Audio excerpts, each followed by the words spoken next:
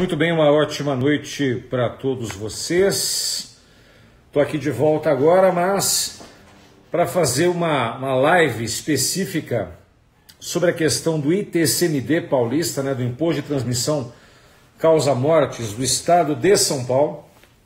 E aí eu vou estar em conjunto com um amigo, o professor e tabelião de notas, professor Gustavo Canheu, que vai tratar comigo de alguns temas relevantes acerca desse imposto, notadamente, óbvio, vinculado à questão notarial, né? Então, questões que envolvem aí a doação, inventário, partilha, que ocorre da forma extrajudicial. Então, aí vai repassando essa live, essas informações aí para quem deseja, vá curtindo aí, marque, para que a gente possa então dar a respectiva sequência a esse estudo, tá? E depois aí eu vou deixar também salva essa live lá no próprio IGTV, né? E a gente vai dar sequência. Esperando aí o amigo Gustavo Canheu, né, repassar aí para a gente poder já começar a live. E vai ser um grande prazer, então, tratar desse tema, que é um tema que merece aí atenção. Fala, doutor Gustavo. Fala, meu amigo, tudo bem? Prazer estar aqui contigo. Bem? Como é que está aí tudo ótimo. De pandemia aí na região? Rapaz, a gente aqui quase não parou, né? Na realidade, acho que houve no início aí um certo exagero, né, de medo, mas nós estamos sem nenhum caso aqui na cidade, então... na região os casos têm diminuído também. A gente tem visto uma volta quase que à normalidade, né? Ainda com cuidados. De onde você está falando, irmão? Estou falando de Ibirá, no interior do estado de São Paulo, aqui na comarca, a minha comarca é Catanduva, né? Mas eu estou entre Catanduva e São José do Rio Preto, a mesma distância dos dois municípios. Maravilha. Gustavão, obviamente você na condição de tabelião, não só como professor, mas na condição de tabelião, sabe dos enfrentamentos, primeiramente, que o contribuinte paulista tem acerca do ITCMD, o Imposto de Transmissão Causa-Mortes e Doações, e é óbvio da grande dificuldade que as pessoas têm acerca do entendimento, principalmente como é que ficou depois na parte da possibilidade, né, de escrituras públicas de inventário, escrituras que falam sobre doação e principalmente por força daquilo que veio a posteriori pela própria legislação que legitimou tal possibilidade. Nós tivemos a lei, salvo engano, a 11.441 de 2007, que possibilitou isso. A utilização, então, do ITCMD, do inventário, do arrolamento, que é realizado, e até mesmo da doação, que é feita de forma extrajudicial, e todas as principais considerações sobre esse tema. Então, primeira coisa, o Canhão, que eu quero discutir um pouco com você, eu vou aqui por partes, a questão que muito se discute, por exemplo, dentro da atividade registral, e que é importante ressaltar que não se aplica à atividade notarial, que é o critério da territorialidade. Porque tem pessoas que ficam extremamente preocupadas, por exemplo, de onde devem lavrar as respectivas escrituras públicas se tiverem, por exemplo, alguma situação de sucessão que decorra de morte ou até mesmo as questões que envolvam doações. Então, explica um pouquinho para a galera a respeito desse critério que para o tabelionato não existe, que é o critério de territorialidade. É isso mesmo. Bom, a nossa atividade, né, notarial registral, ela é regulamentada por lei federal específica, que é a 8.935 de 94, que trouxe no artigo 8º o princípio da livre escolha do tabelião pelo cliente. O tabelião de notas, dentre todas as especialidades, é o único que não tem competência fixada territorialmente. Evidente que o artigo 9º, né, estabelece que o tabelião não pode se deslocar para fora do seu limite de competência da delegação, mas isso não significa que as pessoas não possam vir até ele. Então, eu posso lavrar aqui uma escritura de inventário de alguém que tenha falecido em qualquer lugar do Brasil, até fora, se deixou bens no Brasil, né? E a gente precisa fazer, então, o inventário aqui. O registro, depois de cada imóvel, por exemplo, tem que ser feito exclusivamente no cartório de registro de competência territorial, mas a escritura pode ser lavrada em qualquer lugar. Então, aquela regra de competência do inventário judicial não se aplica para o inventário extrajudicial. O que causa, né, como a gente falava outro dia, Caio, algumas consequências tributárias, porque a escolha do tabelião, ele acaba puxando competência tributária em relação ao ITCMD ou ITCD, como alguns estados chamam, né, relativo aos bens móveis. Né? Isso é uma escolha que pode ter essa consequência. Então, há livre escolha por parte do cliente, né, porque o tabelião é como se fosse um profissional liberal. Então, a gente costuma brincar que o tabelionato de notas é uma pequena lojinha, né? Você tem que tratar bem, você tem que atender bem os seus clientes, tem que dar o diferencial na qualidade do atendimento, na qualidade, na rapidez, enfim, e na solução dos conflitos, né? Para que o cliente volte ao seu cartório. Então, hoje mesmo recebi aqui uma advogada que vem de Olímpia aqui para fazer uma ata notarial de mensagens aí de internet, por exemplo, porque são mensagens que estão no mundo virtual, então você pode fazer a constatação em qualquer lugar, usando essa regra da competência. Então, seja um divórcio, seja compartilha de bens ou não, seja um inventário, ou qualquer escritura de compra e venda, doação, as partes podem fazer a lavratura em qualquer lugar do Brasil, qualquer tabelionato do país. Isso fisicamente, né? É bom lembrar que a gente teve agora, uma semana atrás, aí mais ou menos, a edição do provimento 100, né, pelo CNJ, que regulamentou as atividades eletrônicas, né, os atos eletrônicos por tabeliões de notas, que nós estamos ainda nessa primeira fase de implantação do e-notariado, né, que vai ser a plataforma onde a gente vai praticar esses atos. E nessa legislação, por uma questão de evitar guerra entre estados, por conta das tabelas de emolumentos variarem muito de um estado para o outro, né, as tabelas de custas dos cartórios extrajudiciais, elas são fixadas por lei estadual, porque os serviços são considerados estaduais, né? Nós recebemos a delegação do estado. Então, os valores variam muito de um estado para o outro. E no meio eletrônico, em que as partes vão estar presentes por videoconferência, se limitou, caso todos sejam residentes num determinado estado e todos os bens estejam naquele estado, você pode lavrar em qualquer tabelionato do mesmo estado, né? Para que não haja essa competência desleal em razão de valores. Né? A gente tem diferenças muito grandes de um estado para o outro, que tem suas razões de ser, porque, por exemplo, em São Paulo, a gente tem que lembrar que quase 38% do valor que a pessoa paga num tabelionato de notas para reconhecer uma firma ou para fazer uma escritura de divórcio, não é do tabelião, é um valor que tem natureza jurídica de taxa, né, Caio? E você, tabelião, tem que repassar para vários órgãos, várias entidades, entre elas o Tribunal de Justiça, o Ministério Público. Então, e há estados que isso não existe, né? Nós temos estados como Paraná, Rio Grande do Sul, que não há repasse nenhum. O valor previsto na tabela ele é integralmente do tabelião, né? Ou registrador. Então, por isso que a gente tem diferenças entre estados aí de valores, também por questões regionais, por questões de dimensão, né, de cada estado, do número de cartórios que você tem para tornar a atividade rentável. Então, isso varia muito de um estado para o outro. Na via eletrônica vai ter, então, essa vinculação dentro do estado, mas na via física o indivíduo pode pegar o carro e ir para qualquer estado do Brasil, lavrar a escritura onde ele bem entender, a depender da confiança que tem no profissional. Você sabe que, inclusive, Gustavo, essa situação que você colocou de tributação, independentemente da gente entrar na parte que envolve o ITCMD propriamente dito paulista, em alguns pontos, ela é utilizada, inclusive, como um planejamento tributário estratégico, né, para algumas situações, principalmente para aqueles que têm, por exemplo, a adoção de holdings patrimoniais. Então, a pessoa ela tem, durante a vida, ela tem uma quantidade X de bens, essa pessoa, então, ela pega, em vez de deixar esses bens pertencentes à pessoa física, no próprio nome, ela repassa esses bens para uma pessoa jurídica e, nesse caso, depois, eventual óbito, o que se repassam, na verdade, são as cotas, que faz parte, então, dessa sociedade, que facilita, inclusive, a própria tributação em si. O que você falou a respeito do próprio repasse, é até importante ressaltar um outro tema, uma outra situação relevante que eu também discuti algumas vezes em São Paulo. é óbvio, o Supremo Tribunal Federal, em 2 ocasiões, julgou a natureza jurídica de custas e emolumentos. A primeira foi na ação direta de inconstitucionalidade 1378, que foi da relatoria do ministro Celso de Mello.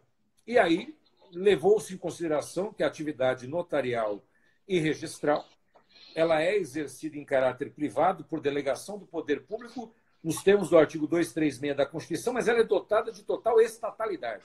Então, todos os atos que são praticados são atos que são dotados aí de estatalidade, portanto, são prestações de serviços públicos exercidas aí mediante delegação.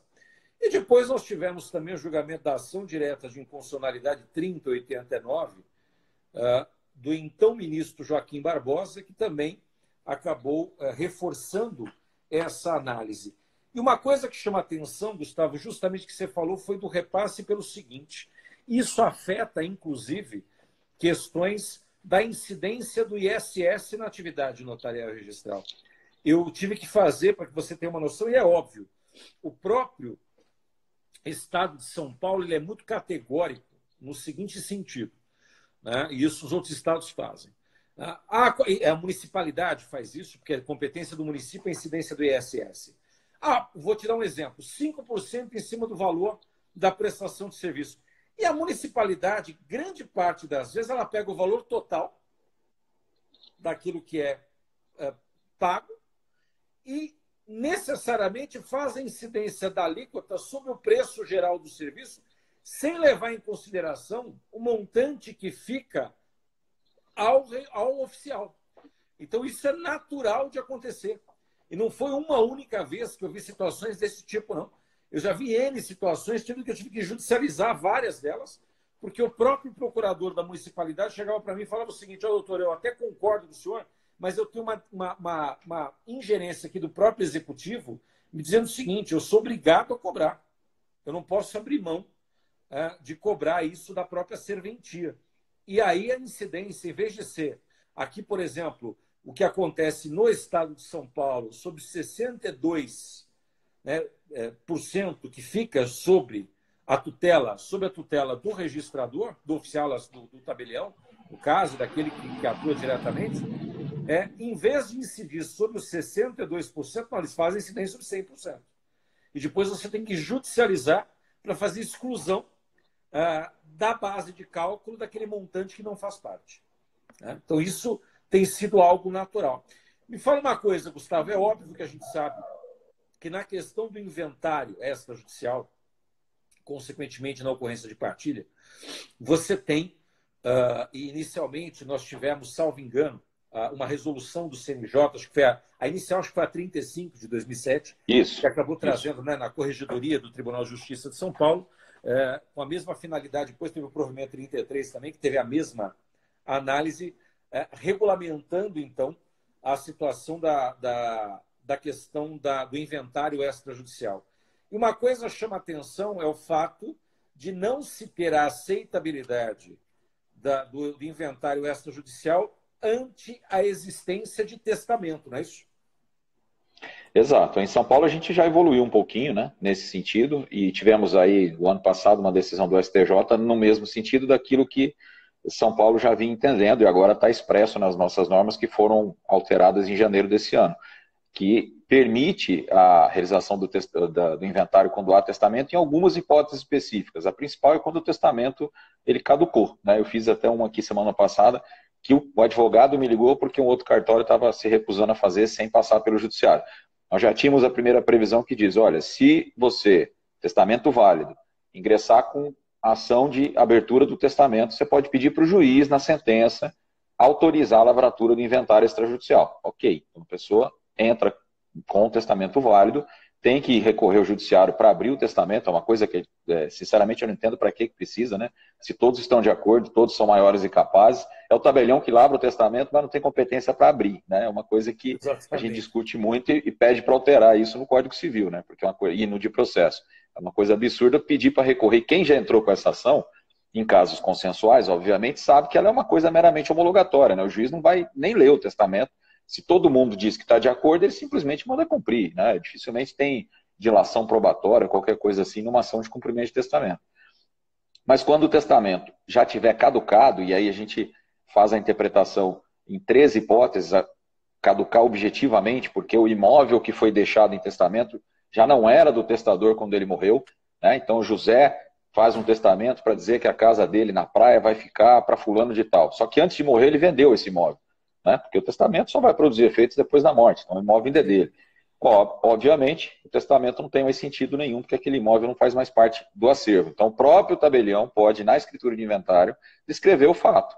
Vai tirar a certidão, vai constar que tem um testamento, eu vou tirar a certidão do teor do testamento, vou descrever, dizendo que se referia ao imóvel que está aqui, a matrícula, que não é mais dele, então esse testamento perdeu o sentido.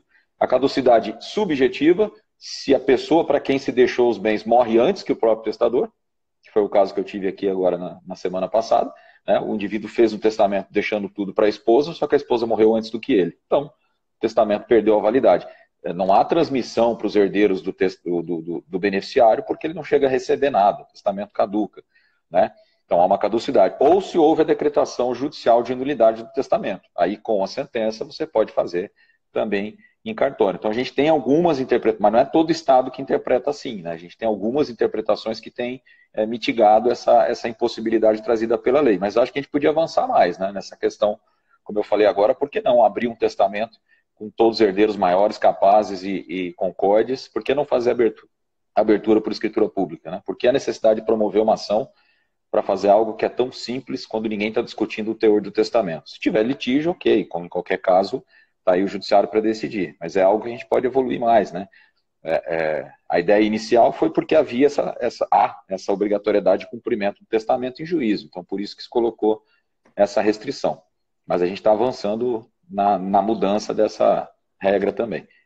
E me fala uma coisa, Gustavo, a questão que envolve doação. A gente sabe que no caso da lavratura da escritura pública de doação, é óbvio que a parte doadora, não tem dúvida nenhuma, tem que ser maior, tem que ser capaz. Isso é óbvio. Mas a questão que envolve é a parte donatária, por exemplo. Porque o que acontece? A gente sabe que a parte donatária ela pode ser menor, pode ser incapaz. E mesmo nessa questão, o cartório ele tem a legitimidade, inclusive, para a lavratura da escritura. Só que me parece que tem uma situação que envolve a doação com encargo. Sim. E me fala uma coisa nesse caso. Doações com encargo, elas podem ser lavradas perante o tabelionato? Podem, desde que tenha alvará judicial autorizando. Né? Pela leitura do Código Civil, só é possível fazer uma doação a um nascituro ou a um incapaz, com presunção de aceitação, que, né, num caso através do representante legal, no outro caso nem precisa de representante legal, se a doação for pura. Se a doação tiver encargo, já não é possível a aceitação dessa maneira. Então, a maneira de se resolver é buscar primeiro a autorização judicial no alvará, para que se justifique esse encargo e o porquê do seu cumprimento. Se houver alvará, se houver autorização judicial, aí é possível lavrar a escritura. Caso contrário, não. Perfeito. E talvez acho que a maior discussão que exista, Gustavo, dentro da questão do ITCMD, seja, primeiramente, momento de recolhimento, o aspecto temporal do imposto e, consequentemente, a base de cálculo a ser utilizada. Eu acho que assim, eu cansei de tratar de situações que envolvam, nesse sentido, esse critério. Então, primeiramente, muito se discute sobre o aspecto temporal da incidência do ITCMD e o princípio da SAICINE, né? Se vai se utilizar ou não. Né? Porque é óbvio, o ITCMD ele é de competência do Estado, tem previsão na Constituição Federal, no artigo 155, no inciso 1º, só que uma coisa que a União não fez, nós não temos uma lei complementar nacional que verse sobre o regramento de incidência do imposto. Então, cada Estado da Federação e, consequentemente, o Distrito Federal, ele tem ali a sua própria regra para a criação, então, do ITCMD, estabelecendo, então, todo o seu mecanismo de incidência. E aí vem aqui a questão do seguinte, você na condição de tabelião, nesse caso, ao fazer a lavratura de uma escritura pública de inventário extrajudicial. Primeiro se discute o momento em que você, nessa condição, deve exigir o pagamento para que possa prosseguir com a lavratura, ou se, na verdade, você faz a lavratura para, consequentemente, fazer a fiscalização e a cobrança do respectivo imposto. Fala um pouquinho para a gente sobre esse critério. Aí eu acho que a gente tem que diferenciar o inventário da doação, né? Porque no inventário, falando do ITCMD, que incide nos dois casos. No inventário, não tenho dúvida que o momento da ocorrência do fato gerador é o momento da abertura da sucessão. Tanto que a gente pode fazer hoje um inventário de alguém que morreu em 95, por exemplo, mas neste caso eu não vou conseguir fazer, e nem tenho como, a declaração nos moldes atuais. Se você colocar a data do óbito lá, 95, o sistema nem permite que você faça isso. Então vai ter que ser feito o recolhimento com base na legislação anterior, da década de 60, que era ainda aqui em São Paulo o ITBI, né, causa-mortes, que era recolhido.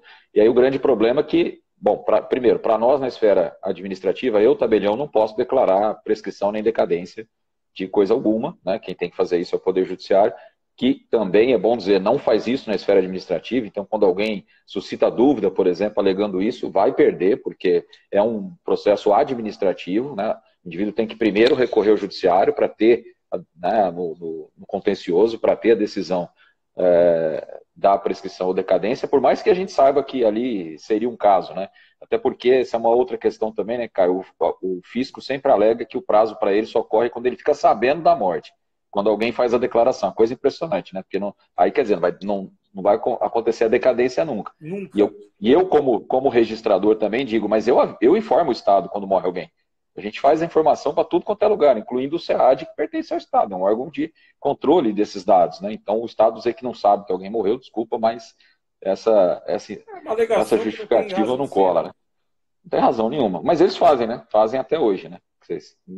Não adianta ir lá querer discutir com o procurador, que ele não vai aceitar nunca que houve prescrição ou decadência, né? Infelizmente, tem que judicializar.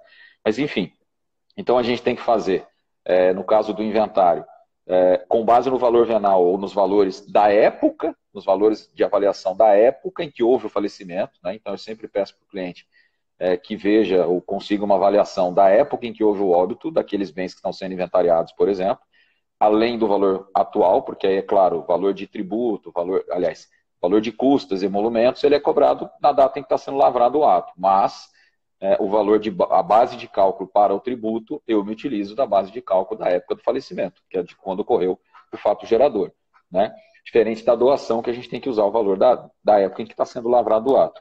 Para efeito de lavratura de escritura, as normas de serviço, elas exigem que o tabelião cobre a guia paga antes da lavratura da escritura, que inclusive isso conste na própria escritura.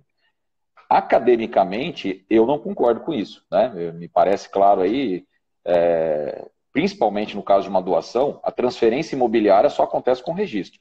É claro que a gente tem, no caso do inventário, o princípio da SAISINE, que os bens já estão transmitidos, então ok, aí não dá para discutir, eu acho que no inventário a gente tem que exigir sim o recolhimento, porque o fato gerador já aconteceu, mas no caso de uma doação, como na compra e venda para o ITBI, né, o fato gerador será o registro, não será a lavratura da escritura, né? Mas o que a gente tem visto aí é que o grande problema é que nenhum tabelião vai lavrar uma escritura, a não ser em casos excepcionais, sem exigir o recolhimento do imposto, né, de maneira inicial, porque ele pode vir a ser responsabilizado por isso, ele pode ser cobrado pelo fisco. Embora aí entre outra questão, que o Tribunal de Justiça aqui, no meu modo de ver, tem um entendimento correto, embora o Código Tributário use a palavra responsabilidade solidária para o tabelião e para o registrador, ela não é solidária, ela é subsidiária. Nem pode ser. Mas eu já vi colega receber a notificação aí, ou receber, nem notificação administrativa, receber direto, né, uma ação de execução sem sequer ter participado da via administrativa, da cobrança administrativa, por imposto recolhido pela parte num ato que lavra. Agora, o que tem aqui, o que nosso Conselho Superior da Magistratura entende é que cabe a nós apenas verificar se houve recolhimento, mas não analisar o valor recolhido, né? Há muitos registradores de imóveis faziam análise numérica, dizer, olha, foi recolhido, mas usaram a base de cálculo errada. Aí vem o Conselho Superior e diz, não, aqui a competência do tabelião do registrador é só para exigir o recolhimento, verificar se tem guia recolhida. Não há uma diferença absurda entre uma coisa e outra, você não tem que entrar no mérito da base de cálculo. Até mesmo porque você não está exercendo, Gustavo, capacidade tributária ativa, cara. Não existe Sim, a que é da administração Fazenda. tributária, nem pode se fazer isso. Que é O da Fazenda, exercício da exatamente. administração tributária é da pessoa jurídica e direito público. Né? Então, Exatamente. nesse aspecto, não tem nem como exigir uma situação dessa da própria serventia. E aí vem justamente, o Gustavo, a questão que envolve a base de cálculo adotada. Isso que é o grande uma problema. dor de cabeça terrível. Por quê? Porque, por exemplo, o Estado de São Paulo tem adotado um entendimento do chamado, em determinados casos, valor de referência. Isso acontece normalmente em se tratando de bens imóveis. Conta como é que você está trabalhando em relação a isso e se as pessoas têm judicializado para justamente discutir essa questão da base de cálculo do ITBI, do ITCMD. Nós temos duas interpretações distintas, né? Que, a depender do colega, aí, alguns têm feito uma ou outra. A grande maioria acaba exigindo sempre pelo valor maior, pelo mesmo receio da responsabilização tributária que eu falei agora há pouco, com a qual eu particularmente não concordo. Alguns municípios, São Paulo capital foi o primeiro, passaram a criar um valor de referência para ITBI, né? Porque o que nós temos são plantas genéricas de valores de IPTU extremamente defasadas. Né? E a maioria das pessoas, ao lavrar uma escritura, não declara o valor real que está pagando aquele bem ou o valor real de mercado que aquele bem tem. Né? Segue o valor venal, que é uma avaliação oficial e que, portanto, não cabe ao tabelião questionar se aquele valor está atualizado ou desatualizado, porque é uma avaliação oficial da prefeitura. Né? Isso faz com que a escritura fique mais barata, o indivíduo, entre aspas, sonegue tributo, né, em relação ao valor correto que ele deveria estar declarando, mas não vejo que o tabelião tenha competência de fiscalizar e dizer esse valor aqui está muito baixo, então você me apresenta uma avaliação. Eu sei de cidades em que isso ocorre, né, mas não é uma imposição legal. Né? Se é um valor de avaliação, pega a letra fria da lei, você vai ver que o valor de IPTU é um valor de avaliação. Se a prefeitura está avaliando baixo, é um problema da prefeitura, né, que deveria corrigir esse valor. Porque a gente sabe que politicamente não é um ato muito importante, muito interessante, porque ele vai se indispor com a cidade inteira se ele aumentar o IPTU de todo mundo. Aí, o que tem, qual foi a saída que, né, as mentes tributárias municipais criaram? Um outro valor venal, mas para ITBI. E aí eu não mexo na planta genérica de valores, não incomodo todo mundo, incomodo só quem fizer escrituras, quem fizer atos de transmissão imobiliária. Só que esses valores foram criados pelo município como base de cálculo de ITBI, que é Imposto Municipal. E a Fazenda do Estado tem exigido que você declare o valor que é base de cálculo do Imposto Municipal. Com a análise da redação da lei que nós temos em São Paulo, genérica, que foi alterada por base em decreto. Né? Em São Paulo, a lei, que é de 2000, 2001, né, ela foi alterada várias vezes, por decreto e por portarias. Mesmo a questão relativa ao extrajudicial, você lembrou bem aí, a lei é de 2007, né? Então essa lei do Estado de São Paulo ela é anterior, essa previsão de lavratura extrajudicial de inventários. Então as alterações que vieram a ser feitas foram feitas por meio de decreto. A lei até hoje não tem, se você procurar, ela não fala especificamente aqui da questão do extrajudicial. O decreto é que trouxe modificações, e mais ainda à frente não foi nem decreto, foi uma portaria, por exemplo, passou a dispensar a homologação prévia da Fazenda em inventários ou doações extrajudiciais. Né? No início, a gente tinha que fazer como judicial. Você fazia lá o procedimento, imprimia, juntava a documentação e mandava o cliente protocolar no posto fiscal para esperar o parecer. Depois, né, em 2011, se eu não estou enganado, numa portaria aí, o Estado dispensou na via extrajudicial. Então, os tabeliões de São Paulo não precisam. A gente arquiva a documentação aqui, escaneia, manda para a Fazenda do Estado e não precisa esperar a homologação para lavrar a escritura. O que facilitou bastante para nós, né, nesse particular. Mas a gente tem essa questão, né, que você colocou aí da base de cálculo, que eu particularmente entendo que eu não posso exigir da pessoa, né, que recolha um tributo com a base de cálculo que é de outro, né, especificamente. Se o cliente, agora o que tem sido orientado, que nós façamos, e a maioria dos tabeliões orienta, é que as pessoas judicializem primeiro, para terem o direito de lavrar a escritura usando a base de cálculo do IPTU e não a base de cálculo do ITBI, para que o tabelião fique seguro, né, e não corra o risco, não assuma o risco de eventualmente vir a ser cobrado por essa diferença.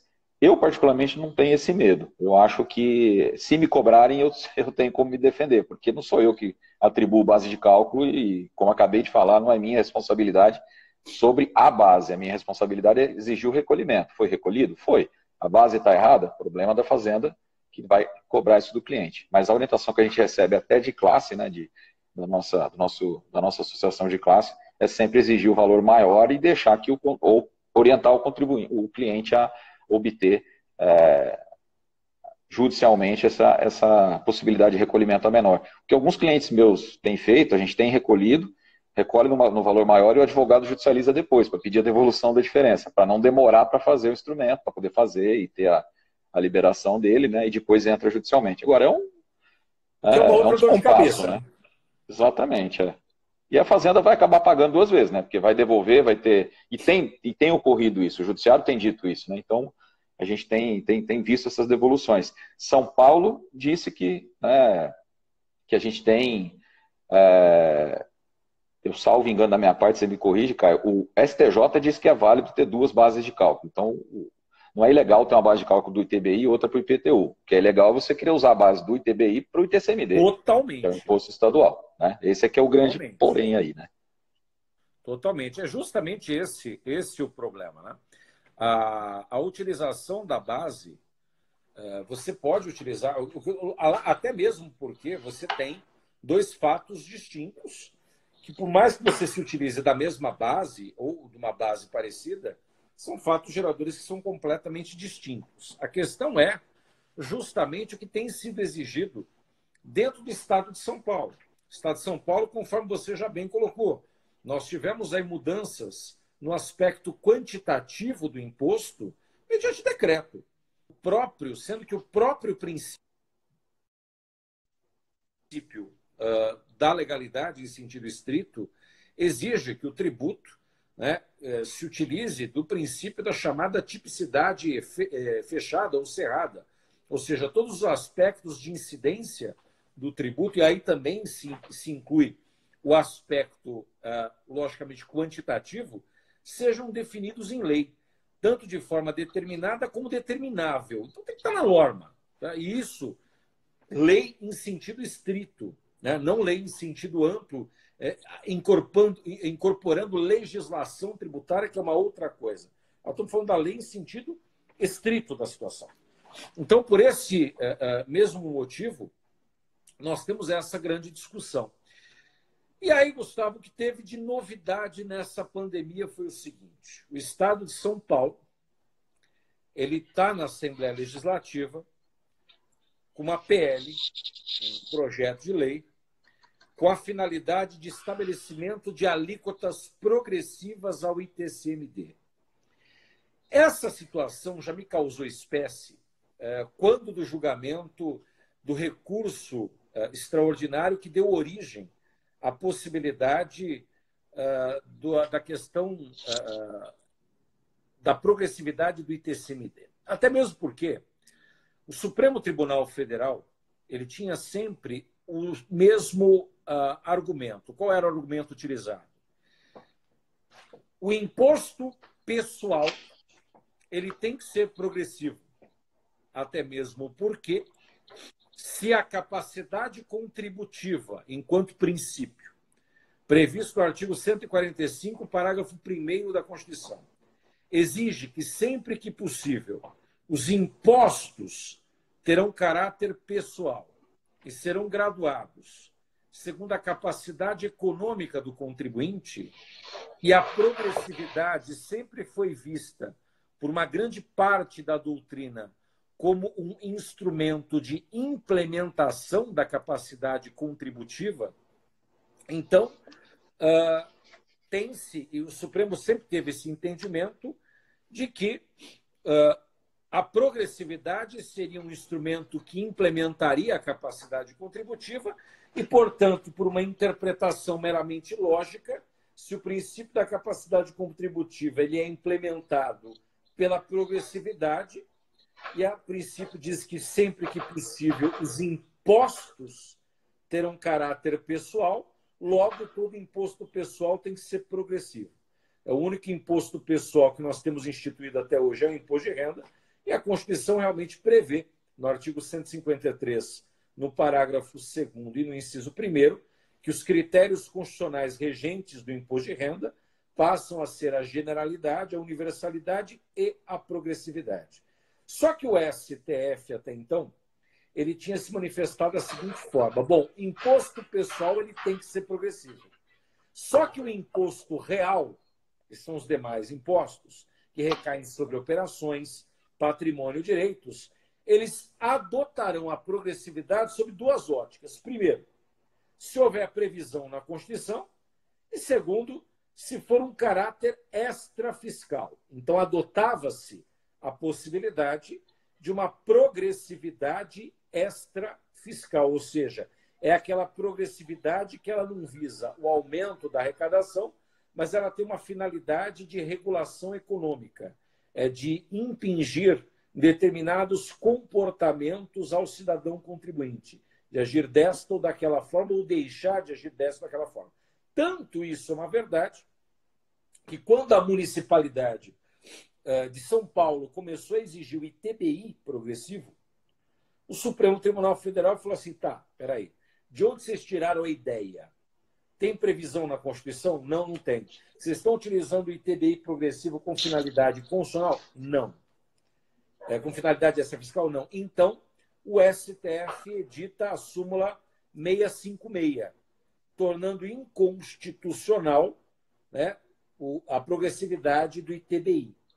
A questão é o seguinte: veio um recurso extraordinário, o recurso extraordinário 562045, originário do Rio Grande do Sul, em que uma lei estadual, a lei do Rio Grande do Sul, criou a possibilidade do ITCMD progressivo. E, óbvio, com uma progressividade fiscal, ou seja, meramente arrecadatória. Eu estava, Gustavo, me recordo bem, no ano de 2009, isso foi julgado há 11 anos, eu estava no ano de 2009 nessa sessão plenária. Eu estava presente nessa sessão plenária e o Supremo Tribunal Federal, então, decretou a constitucionalidade da progressividade do ITCMD. Isso fez óbvio com que a súmula 656, que fala da progressividade do ITBI, que ela passa a ser inconstitucional, perder praticamente o objeto.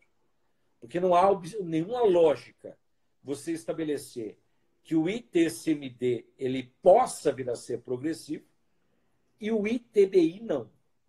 Então, por óbvio, acabou restando prejudicada a súmula 656. Só que aí tem a seguinte situação. Nós tivemos, então, a PL 250, aqui na Assembleia Legislativa de São Paulo, criando a progressividade para o ITCMD.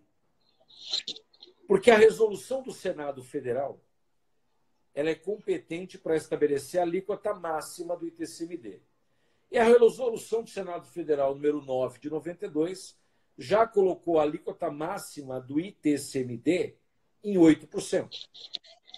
E nós temos aí o seguinte: nós temos a questão que envolve a possibilidade, uma vez que em São Paulo a alíquota do ITCMD é de 4%, pensou bem, então, o legislador em atribuir entre os 4% até os 8% uma progressividade ao ITCMD.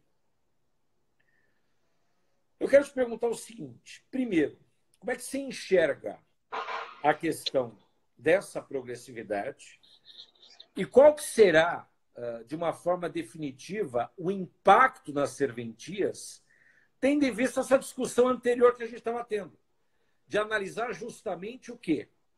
A questão de qual é a base de cálculo a ser utilizada. Porque se eu tiver que utilizar aquela que você colocou, principalmente na questão de imóvel, óbvio, aquela que você colocou, que teria que observar o IPTU, é uma coisa. Se eu tenho que observar do ITBI, já passa a ser a outra coisa. E como é que você enxerga, então, essa medida a ser adotada, então, pela Assembleia Legislativa? Lógico, isso vai ser colocado em votação, mas como é que você consegue enxergar e qual que passa a ser o impacto disso junto à própria serventia?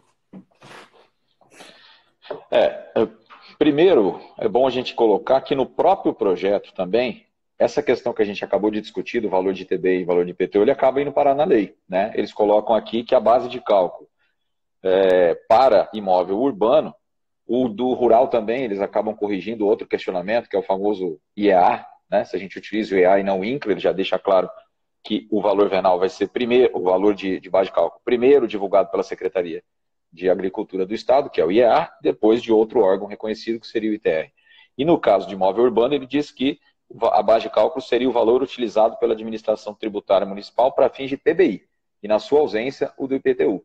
Então, a própria lei já traz, né, passa por cima desse problema que a gente tem, porque, e aí eu vou colocar uma outra questão, né, Caio, que a gente tem hoje, um problema que eu também discuto muito, que o Estado diz uma coisa, o tribunal já disse outra por todas as suas câmaras possíveis, que é o seguinte: qual é o valor nos casos de isenção? Né, a gente tem lá, por exemplo, só para citar que é talvez o mais comum, fica isento do imposto no causa-mortes o imóvel de residência urbano ou rural, cujo valor não ultrapassar 5.000 FESPs e os familiares beneficiados residam nele. Se não residirem, é o imóvel até 2.500, o FESPs, desde que seja o único transmitido. Agora a questão aqui vamos supor que o que está sendo transmitido é 30% do imóvel, não é o imóvel inteiro. O indivíduo que faleceu tinha 30% do imóvel. Qual é a base para eu analisar a isenção? É o valor do imóvel ou o valor da parte transmitida? A Fazenda do Estado entende, é o valor do imóvel, não interessa a parte transmitida. Então, se o valor do imóvel está acima de 2.500 ou 5.000 UFESPs, eles tributam, ainda que os 30% inventariados sejam menores em valor do que esses 2.500, o que é um absurdo. Né? Você não pode incluir na base de isentiva uma coisa que não é tributo, né? Que é a parte que é de outra pessoa. Eu não estou inventariando 100%, eu estou inventariando 50%, e aí eles querem que eu coloque na base de cálculo o valor do imóvel inteiro e não o valor da parte que está sendo inventariada. Isso a gente consegue corrigir ao fazer a declaração, né? Só você jogar lá, escrever o imóvel como 50% e colocar o valor de 50%. Mas pode gerar um problema futuro por conta dessa interpretação equivocada que a Fazenda faz. Muda a regra, né? Muda a regra que aí você consegue corrigir essa redação, mas não tem sentido você... E eu ouvi um fiscal uma vez numa palestra para tabeliães dizendo, não, uma coisa é a regra para tributação, outra é para isenção. Eu posso criar para isenção uma regra que é baseada num valor que não faz parte da tributação. Eu falei, mas peraí, né? Como assim? Né? Eu considero para isentar um valor que não é para tributar já, que não faz parte da base de cálculo. Essa foi a justificativa que o... Pois é, nenhuma, né? Foi a justificativa que o fiscal apresentou. Quanto à progressividade em si, eu tinha minhas ressalvas que vêm exatamente de todo esse histórico que você fez aí.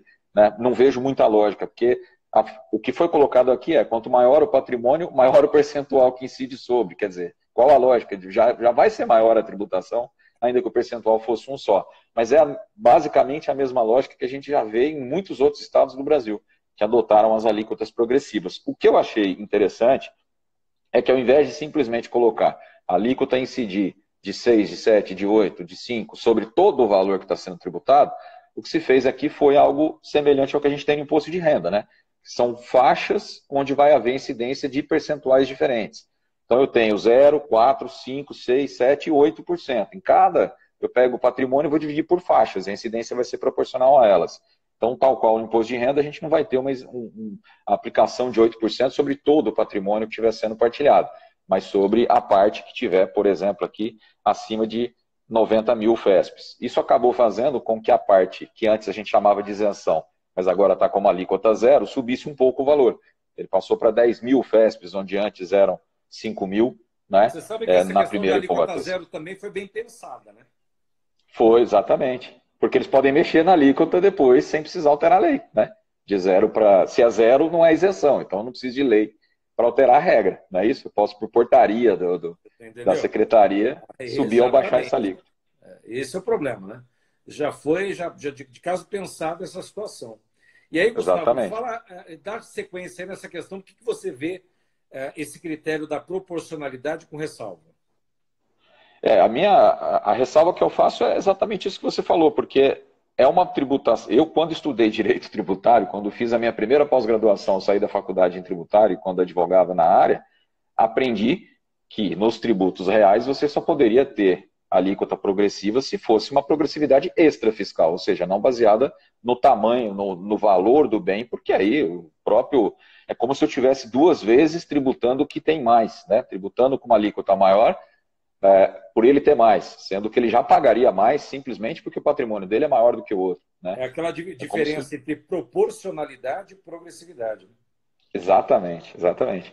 Aqui o que se fez, né, assim como no imposto de renda, acho que a única vantagem foi essa de ter colocado né, os percentuais em cascata, vamos dizer assim, não diretamente, né, o percentual, mas a progressividade ela é só de acordo com o tamanho do patrimônio, mais nada. Quanto maior o patrimônio, maior a alíquota que vai incidir. Eu acredito que, óbvio, como você falou, foi tudo, imagino eu, muito bem pensado, porque embora ele esteja aumentando a antiga isenção para alíquota zero, né, os percentuais também aumentam do meio para cima. Então, se estão deixando de receber um pouco aqui embaixo, vão receber muito mais, né, nos valores acima. Então, não vai haver perda de receita, muito pelo contrário. Alguma. Muito pelo contrário. Muito pelo contrário. Muito bem, Gustavo. Cara, foi um enorme prazer nesse período poder falar contigo sobre esses critérios aí do ITCMD, principalmente aqui no estado de São Paulo, né? E consequentemente a gente vai ter aí mais lives para tratar de outros temas aí que envolvem a atividade notarial e registral. Vou deixar você fazer as considerações finais, meu cara, para a gente poder encerrar, e te agradeço aí pelo convite para a gente estar junto aí nessa noite de hoje. Eu que agradeço, Caio. Sempre um prazer enorme estar contigo, sabe, da nossa parceria já de alguns anos aí. É sempre um prazer a gente estar junto, ainda aqui remotamente. Tenho acompanhado aí as tuas lives, eu não consigo fazer tantas como você, né? Todo dia, uma, duas, né? Mas tá firme e forte aí. E eu não tenho dúvida que uma das áreas que mais vai sofrer consequências pós-pandemia vai ser a área tributária, né? Porque a gente vai ter aí já tivemos, né, postergação de alguns tributos, de outros não. E isso a gente vai ter consequências muito grandes. Eu acho que a judicialização de alguns procedimentos aí vai ser muito grande para se questionar a cobrança de certas multas e tudo mais que o fisco não está deixando de incidir, mesmo nesse período que todo mundo está passando. Mas é um prazer enorme, uma honra muito grande poder falar em nome dos colegas também, tabeliões aqui, discutir questões que são inerentes à nossa atividade. Exatamente. Tá? Pode seguir aí, meu querido. Deixa minha filha ligar no FaceTime. Fala aí, meu irmão. Enfim, estou sempre à disposição aí, quando quiser, para falar de qualquer tema, sabe que pode contar comigo. Obrigado você pela oportunidade de estar falando aí contigo nessa segunda-feira. Imagina, eu que agradeço. Valeu, Gustavo, obrigado. E, gente, obrigado por vocês terem participado dessa live. Eu vou deixar essa live salva aí no IGTV, para caso vocês queiram rever alguns temas. Depois se você me permitir, Caio. Por favor. Se você me permitir, eu subo também para minha página no YouTube, Prof. Gustavo Canheu. Vou baixar aqui e já subo, amanhã já está lá disponível. Vamos fazer, amigo. E assim, e o que tiverem depois os amigos aí de discussão, ou temas que sejam relevantes, nós vamos estar à disposição. Valeu, Gustavo. Obrigado. Queridos vocês que nos assistiram, ótima noite para vocês. Fiquem com Deus. Nos vemos aí nos próximos encontros. Tchau, tchau. Valeu. Tchau, tchau.